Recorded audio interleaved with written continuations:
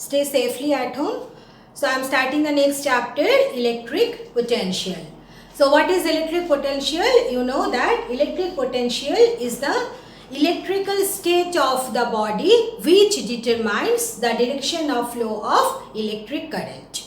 Alright. So it is the electrical state which determines the direction of flow of electric current. So naturally the question will arise how it determines. Just like the flow of water, you know, the water flows from high level to low level, then heat flows from high temperature to low temperature. Like that, electric currents flows from high potential to low potential. And as electric current, we know it is due to the flow of positive charge. So we can conclude that positive charge flows from high potential to low potential, and negative charges, it flows from the low potential to high potential.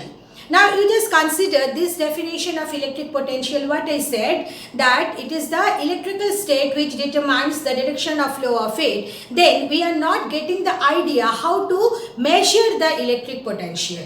So how to measure the electric potential? Electric potential is measured by the work done by an external agent for what? To bring unit positive charge. So this is important. Unit positive charge from infinity to a point inside an electric field is known as the electric potential of that point. Alright, so you must learn the definition of electric potential. Electric potential is the work done to bring unit positive charge from infinity to a point inside the electric field against the electric field is known as the electric potential. So you see, if you keep a plus Q charge here, then surrounding it, an electric field will develop. Now suppose you want to find out the electric potential at the point P. Then how you can define the electric potential? Suppose you are bringing Q amount of charge from infinity to that point. Means you can write W infinity P. Means what? You are bringing the charge from infinity to P, and it is the work done to bring Q amount of charge. Suppose we are considering this as Q naught. Bring Q charge from infinity to P. Is that clear? Then you see what will be the potential at the point P. It is work done per unit charge.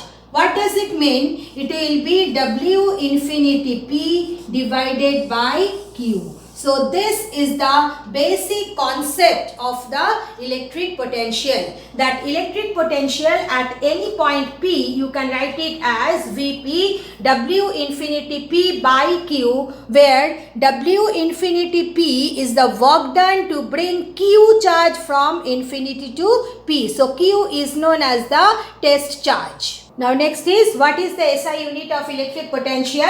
You know, SI unit of electric potential, I am writing here V. SI unit of potential is known as volt. Alright, so according to this definition, just you see, you can write 1 volt, V is 1 volt, work done, what is the SI unit of work done? 1 joule, and what is the SI unit of charge? It is 1 coulomb. So, how you can define 1 volt? If 1 joule of work is done to bring plus 1 coulomb charge from infinity to a point, then the potential of that point is 1 volt. Alright, so definition of 1 volt you have to understand and remember. Then next one is coming, what is the dimension of electric potential? So you see, what will be the dimension of electric potential according to this relation? It will be dimension of work done divided by dimension of charge. Now, what is the dimension of work done? I hope you can remember, mL square T to the power minus 2. And what is the dimension of charge? Dimension of charge is A into T. A is for electric current, ampere you know. So, you see what is the dimension of electric potential? It is coming mL square A to the power minus 1 T to the power 3. So, this is the dimension of electric potential. Next concept is potential difference between 2 points. So suppose you have placed here Q0, which is known as the source charge, which is creating the electric field, and here you see there is a point A and B you have taken. So if you consider potential at the point A is VA and potential at the point B is VB, then as A is nearer to plus charge, positive charge, so what will happen? Potential at the point A will be bigger than potential at the point B. So you can write it as VA greater than VB. So what is the potential difference between the points A and B then? It will be VA minus VB. Now here you understand what is the potential difference. I said it is the difference between the potential, but if we apply the concept of electric potential in terms of work done, then how you can define the potential difference?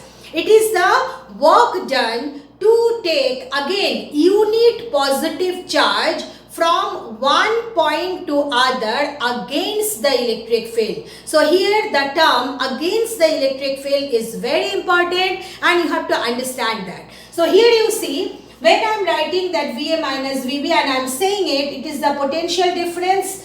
It is the work done to bring unit positive charge from one point to other. Then you understand one can take the point charge from A to B also. Another can take the charge from B to A also. Now the question arises, means these two work done are they same or they are different. So you have to understand that. What I said in the definition, potential difference means you have to do the work against the electric field. So you just understand it. If you take the charge, suppose you are taking plus Q charge, alright, and if you take the charge from A to B, then you see this is plus, so plus Q will be pulled by it. So what will happen? You don't have to do any work. Automatically the charge will be pulled from A to B, pushed from A to B. So you don't have to do any work. External agent don't have to do any work. Is that clear? So what happens if you want to calculate the potential difference?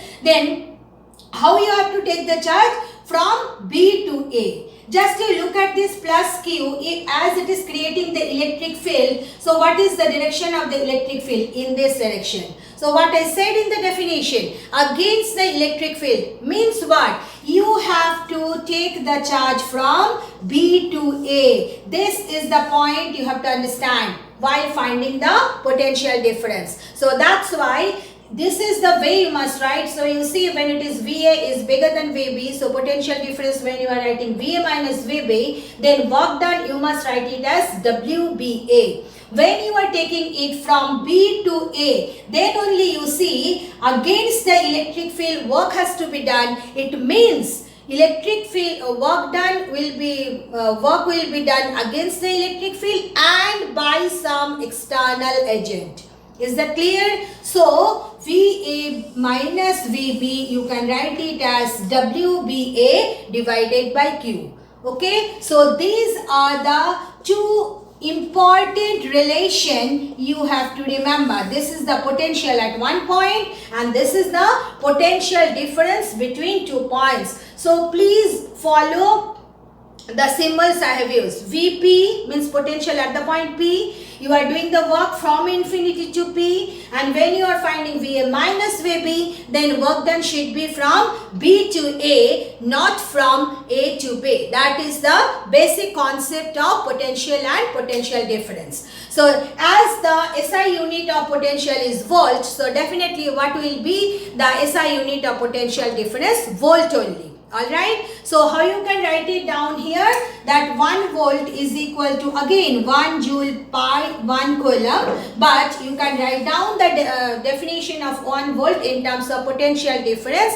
little bit different manner. What is that? It is when 1 joule of work is done to take plus 1 coulomb charge from one point to other against the electric field, then the potential difference between the 2 points will be equal to 1 volt. Alright, that is the concept of electric potential difference. Now regarding electric potential, another point, very important point you have to remember, that electric potential when we consider, in that case always it is related with the direction of flow of electric current. Electric current always flows from high potential to low potential. Positive charges flows from high potential to low potential, but negative charge, it means mostly electron, it flows from the low potential to high. Next is electric potential due to a point charge.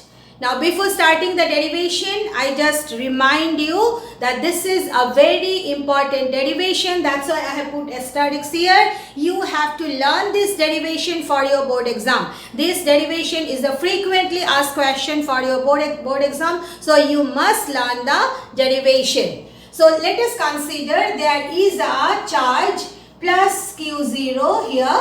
Alright, or plus, okay, let us consider Q0 is the source charge which is creating an electric field, and what we want to find, suppose this is the point 2, we want to find out what is the electric potential at the point P, and the point P is at a distance R from the source charge. Alright. So, if you want to find out electric potential at the point P, what you have to do according to the, just now I have discussed according to the definition, you have to bring test charge, let us consider it plus Q, from infinity to the point P. So, what we have to do, suppose it is infinity, so you will bring plus Q charge from infinity to the point P, and you have to calculate what is the work done in doing so. Alright, now here if you want to calculate the work done, you know you have to multiply force and displacement. Now here the displacement is from infinity to P. Clear? So specifically you cannot say how much is the displacement in this case, and moreover, if you take different points, then what will happen? The electric force experienced by the charge, it will also vary. So, what you have to do? We have to take the help of the calculus. So, how we generally take the help of the calculus? Means we break the path into small intervals. So, let us consider that we have taken a small interval of AB. The small interval I have denoted it by dx, that's why, and let us consider the point A is at a distance x. Clear to everybody? Now what is the small work done to take the charge from B to A? That we will calculate first. Is that clear? So what will be the small work done from B to A? You can consider here that as the distance between A and B is very small, so electrostatic force, although it is inversely proportional to square of the distance, but it will remain constant between this distance dx. Alright, so you can write what will be the dW. It is the force experienced at the point A by the charge, electrostatic force, multiplied by the displacement dx. Alright. Now you see, if you consider the direction of the force FA is in this direction, alright, whereas dx is in this direction. So you see, one can write FA dot dx as minus f dx. Alright, I hope you can remember. Cos 180 is minus 1. FA dot dx will be FA into dx into cos 180. Cos 180 is minus 1. So it will be minus FA dx. Now, what is the value of the electrostatic force at the point A? You can apply the Coulomb's law. It will be 1 by 4 pi epsilon naught. Then Q naught divided by x square dx. Alright, so this is the small work done to check the unit positive charge from, sorry, not unit positive charge, plus Q charge from the point B to A. Is that clear? Now, what we have to calculate? We have to calculate the work done to bring the charge from infinity to P. Alright, so what you can do? You have to integrate. So you see, if you want to calculate what is the work done from infinity to P, then what you have to do? You have to integrate dW. Alright, and if you apply the concept of the calculus, you have to put the limits also. So what are the limits? We are bringing it from infinity to P. So it is lower limit will be infinity, and what will be the upper limit? Upper limit will be r. Just look at the diagram. I have considered the distance of point P from the source charge is r. So it will be infinity to r dw. Now you substitute the expression for dw. It was how much? Q naught divided by 4 pi epsilon naught x square dx. Alright, so you see, you can take q naught by 4 pi epsilon naught outside the integration. Then it is coming integration infinity to r x to the power minus 2 dx. Alright, now x to the power minus 2, if you do the integration, then what you will get? Several times you have done in 11th standard also. Integration x to the power minus 2 dx will be x to the power minus 2 plus 1 by minus 2 plus 1. And this one I have put it within the bracket. Then you have to put the limits of integration, it is infinity to r. Alright, limits of integration is infinity to r. Then you see what is happening. So I'm just taking it here. What are you getting then? You see, it will be minus 2 plus 1 means minus 1. So it will become plus q naught divided by 4 pi epsilon naught, and it will be 1 by x. X to the power minus 2 plus 1 means what? X to the power minus 1. So it will become 1 by x. Then you have to put the limit r to infinity. So first you put the upper limit. So what it is coming? q naught by 4 pi epsilon naught by r minus, when in place of x you will put the infinity, it will come as 0. Alright. So you see what is the expression for the work done. It is coming q naught divided by 4 pi epsilon naught into r. So this is the work done to bring plus q charge from infinity to. So if this is the work done, you can write it as 1 by 4 pi epsilon naught q naught divided by r. Is that clear? So you see what will be the potential at the point P. It will be W infinity P divided by Q. So if you put it, what are you getting? 1 by 4 pi epsilon naught q naught divided by r into q. So q cancel. So potential at the point P, it is coming 1 by 4 pi epsilon naught q naught divided by r. So this is the very important relation. You have to remember it for solving the numericals also. So understand it. Potential at the point P is given by 1 by 4 pi epsilon naught. Okay. So if it is not kept in space or means vacuum, or it is in air, then what will happen? This epsilon value will change. Another point, it depends on the magnitude and the nature, means sign of the source charge. Source charge means the charge which is creating the electric field. Alright. So it is q naught divided by r. What is r? Distance of the point of observation from the source charge. So electric potential at a point depends on the electric permittivity of the medium. It depends on the magnitude and nature of the source charge, and it depends on the distance of the point of observation from the source charge. Now here another very important point regarding the potential is that suppose the source charge is negative. If the source charge is negative, then potential at the point P, it will become minus q naught by r. So this is the point you have to understand. When we have calculated electric field, alright, then what is the expression for electric field? I hope you can remember. Electric field is 1 by 4 pi epsilon naught q by r square, q naught by r square. Alright. Now when we find out the electric field due to a point charge, then never we put the sign of the charge in the expression. Alright, remember electric field is a vector quantity, so depending on the nature of charge, direction of the electric field will change. So I am reminding you, while writing the expression for the electric field, never put the sign of the charge there. But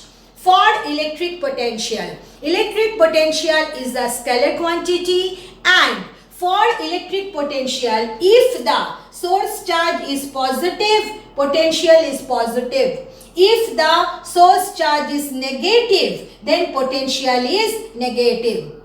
I hope this point is clear. Please try to understand it and remember it, because this concept you have to apply it later on. So when we are considering the potential, if the source charge is positive, then potential at the point will become positive near the source charge, and if the source charge is negative, potential will be negative. It means while you are writing the expression of the electric potential, don't forget to put the sign of the charge. If it is positive, write it plus. If it is negative, write it minus. But never do it for electric field. Why? Because electric field is a vector quantity, so the direction of electric field will change when the nature of charge will change, but the magnitude will remain the same. And you must learn the entire derivation of the electric potential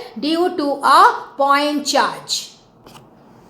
Next is, so if you plot a graph between potential and the distance of the point of observation from the source charge, means V and R, then you know V is 1 by 4 pi epsilon naught Q naught divided by R. Sometimes you can drop that 1 naught, but remember in that case Q represent the source charge. Alright, don't do the mistake. So here you see what will be the nature of the graph. V into R is a constant. 1 by 4 pi epsilon naught constant. If you consider Q is constant, then product of V and R is constant. So what will be the nature of the graph? This is the graph for V versus R. Alright. But if you consider here, that's why in the same graph, let us plot E versus R graph. What is the expression for E? E is 1 by 4 pi epsilon naught Q naught divided by R square. So what will happen? Electric field, if you consider electric field, the graph will be like this. Means it will be, the depth of the graph will be more. Is that clear? So this is the graph for V and this is the graph for E. Remember that for E, as it is inversely proportional to square, so depth will be more. Just look at it, this depth is more. But for V, it will be little bit flat. So you must practice this graph also. Then next is concept of electron volt. So what is electron volt? In 10th standard only you studied. What is electron volt? It is a unit for work done and it is a small unit of work done. Alright. How we define electron volt? It is the energy gained by an electron while passing through a potential of 1 volt. Alright. So you can consider that energy gained by the electron should be equal to the work done. Work done to take whom? Charge, electron you have to take through a potential of 1 volt. So how you can write? W is equal to Q into V. So when work done is electron volt, then you have to consider the charge of electron. So what is the charge of electron? 1.6 into 10 to the power minus 19. And what is the potential difference through which you are taking? That is 1 volt. Alright. So here you see 1.6 into 10 to the minus 19 coulomb, and volt means joule per coulomb. So what are you getting? That 1 electron volt is 1.6 into 10 to the power minus 19 joule. This relation is nothing new to you. Already you studied in 10th standard. Just remember it, because for solving the numerical we need to apply that. 1 electron volt is equal to 1.6 into 10 to the power minus 19 joule, and it is coming from the relation W equal to Q into V. Next is electric potential due to a group of charges. So first we will take discrete distribution of charge. Means suppose there are Q1, Q2 this way, n number of charges, alright, and you want to find out what is the electric potential at the point P. Then how you can find out the electric potential at the point P? Use the superposition principle. Means what? Individually at the point P you find out what is the electric potential for the different charges, and then you take the sum of the electric potential. So you can write it like this: V1P plus V2P plus V3P, like so on. Alright. Now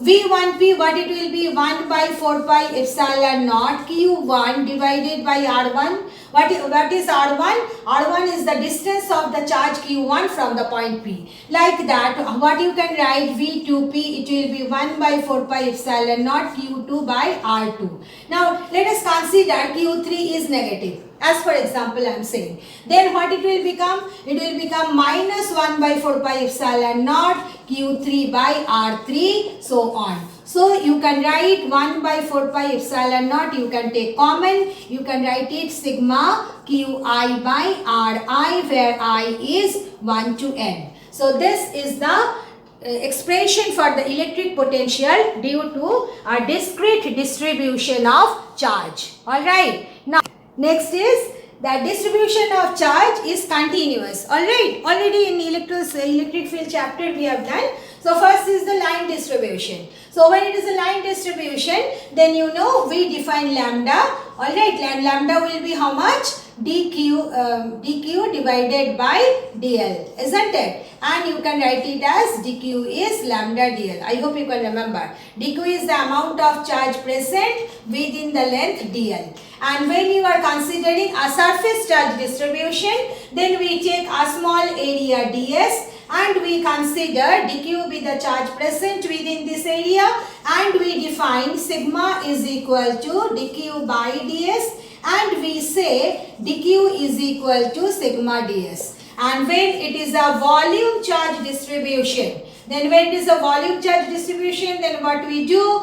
We just take a small volume GV, and we consider GQ be the amount of charge present in it, and then what is the space charge density or volume charge density? GQ by dV. So you can write it GQ as rho dV. Alright, these are the differences. Then what will be the expression for the potential? It will be 1 by 4 pi epsilon naught integration dq by r.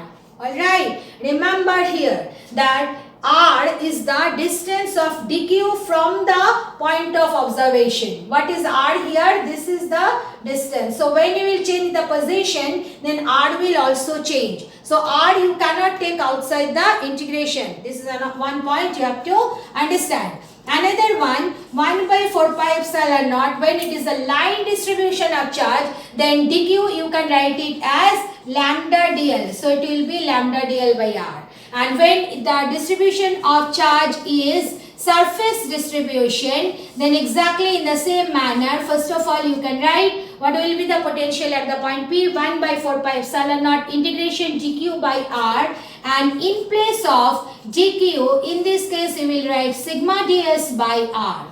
Alright, then when it is a volumetric distribution of charge, what will be the potential? 1 by 4 pi epsilon naught integration dq by r. Again, in place of dq, you can write it as rho gv divided by r. So these are the expression for the electric potential for different kind of continuous distribution of charge. Here I just prefer to say that these topics are not important. This last one is not important for your board exam, but you please learn the derivation for electric potential at a point due to a point charge. Thank you, girls.